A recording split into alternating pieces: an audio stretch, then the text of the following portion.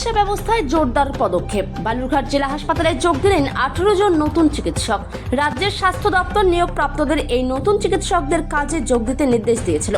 102টি অনুমোদিত পদ থাকলেও প্রায় 45টি চিকিৎসকের পদ ফাঁকা রয়েছে বালুরঘাট হাসপাতালে। বক্ষব্যাধি, অণুজীববিদ্যা ও ফরেনসিক মেডিসিন বিভাগের মতো গুরুত্বপূর্ণ বিভাগে এতদিন কোনো বিশেষজ্ঞ চিকিৎসক ছিলেন না। হাসপাতালের সুপার কৃষ্ণেন্দু বিকাশ বাগ জানান, চিকিৎসকের দীর্ঘদিনের ঘাটতির কথা আমরা রাজ্যকে জানিয়েছিলাম। অবশেষে 18 জন চিকিৎসক কাজে যোগ দিয়েছেন। এতে পরিষেবার মান অনেকটাই বাড়বে। নতুন চিকিৎসকদের মধ্যে রয়েছেন বক্ষব্যাধি, অণুজীববিদ্যা, forensic, anaesthesia, tropical medicine, emergency medicine, community medicine, ENT, মনোরোগ, রেডিওথেরাপি, প্যাথোলজি ও চক্ষু বিভাগের বিশেষজ্ঞরা।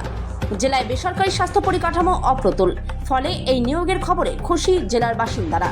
সিনিয়র রেসিডেন্ট ডক্টর 18 জন জয়েন করেছে, স্বাস্থ্য দপ্তর থেকে পাঠিয়েছে। আমাদের চিকিৎসক সংকট আছে, এরা আসার পরে আমাদের পরিষেবাটা আশা করছি একটু ভালো হবে।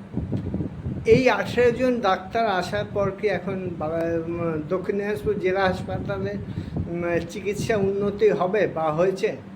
দেখুন, জেলা হাসপাতাল তো ভালোই চলছে, আরও ভালো চলবে। ওরা জাস্ট জয়েন করেছে, ওদের রোস্টারটা রেডি করা হচ্ছে। Thank you.